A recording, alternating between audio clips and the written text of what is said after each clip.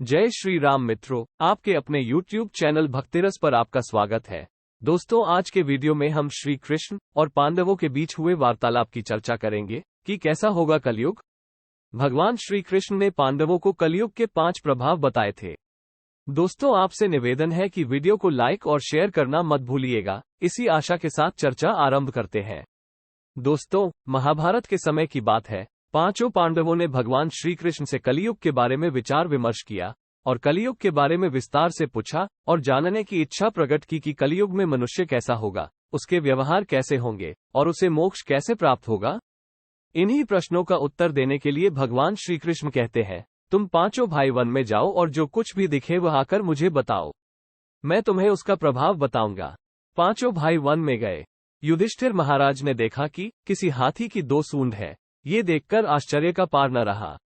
अर्जुन दूसरी दिशा में गए। वहां उन्होंने देखा कि कोई पक्षी है, उसके पंखों पर वेद की ऋचाएं लिखी हुई हैं, पर वो पक्षी शव का मांस खा रहा है। ये भी आश्चर्य है।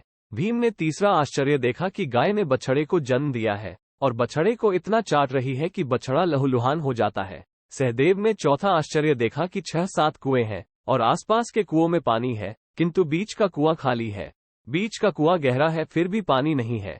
5वें भाई नकुल ने भी एक अद्भुत आश्चर्य देखा कि एक पहाड़ के ऊपर से एक बड़ी शिला लुढ़कती लुढ़कती आती और कितने ही वृक्षों से टकराई, पर उन वृक्षों के तने उसे रोक न सके।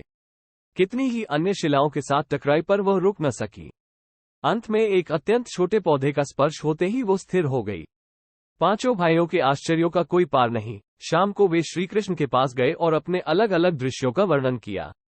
युधिष्ठिर कहते हैं, मैंने 2 सूंड वाला हाथी देखा तो मेरे आश्चर्य का कोई पार न रहा। तब श्री कृष्ण कहते हैं, कलयुग में ऐसे लोगों का राज्य होगा जो दोनों ओर से शोषण करेंगे, बोलेंगे कुछ और करेंगे कुछ। ऐसे लोगों का राज्य होगा, इससे तुम पहले राज्य कर लो। अर्जुन ने आश्चर्य देखा कि पक्षी के पंखों पर वेद की ऋचाएं लिखी हुई है और पक्षी मुर्दे का मांस खा रहा है।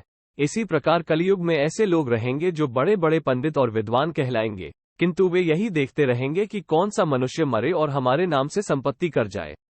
संस्था के व्यक्ति विचारेंगे कि कौन सा मनुष्य मरे और संस्था हमारे नाम से हो जाए। हर जाति धर्म के प्रमुख पद पर बैठे विचार करेंगे कि कब किसका श्राद्ध है।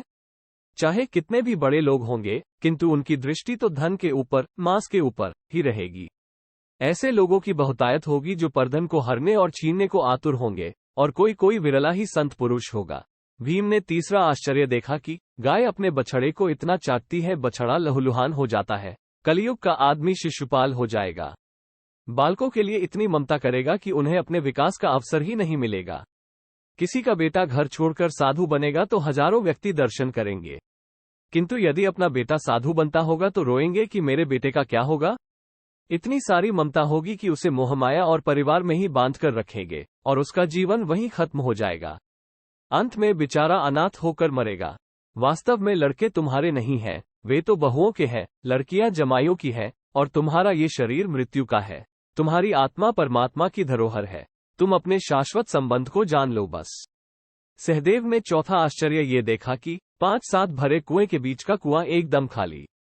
कलयुग में धनाढ्य लोग लड़के लड़की के विवाह में, मकान के उत्सव में, छोटे बड़े उत्सवों में तो लाखों रुपए खर्च कर देंगे, परंतु पड़ोस में ही यदि कोई भूखा प्यासा होगा तो यह नहीं देखेंगे कि उसका पेट भरा है या नहीं।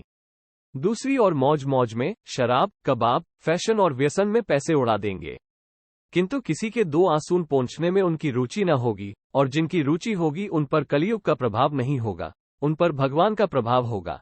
5वां आश्चर्य यह था कि एक बड़ी चट्टान पहाड़ पर से लुढ़की, वृक्षों के तने और चट्टाने उसे रोक न पाए, किंतु एक छोटे से पौधे से टकराते ही वो चट्टान रुक गई। कलयुग में मानव का मन नीचे गिरेगा, उसका जीवन पतित होगा। ये पतित जीवन धन की शिलाओं से नहीं रुकेगा, न ही सत्ता के वृक्षों से रुकेगा, किंतु हरिनाम के एक छोटे से पौधे से, हरि कीर्तन के एक छोटे से पौधे से मनुष्य जीवन का पतन होना रुक जाएगा। दोस्तों, आशा है कि हमारा यह वीडियो आपको अच्छा लगा होगा। अगर वीडियो अच्छा लगा हो तो वीडियो को लाइक और शेयर कर देना, और इसी प्रकार की भक्ति कथाओं के लिए हमारे चैनल को सब्सक्राइब कर लेना। जय श्री राम।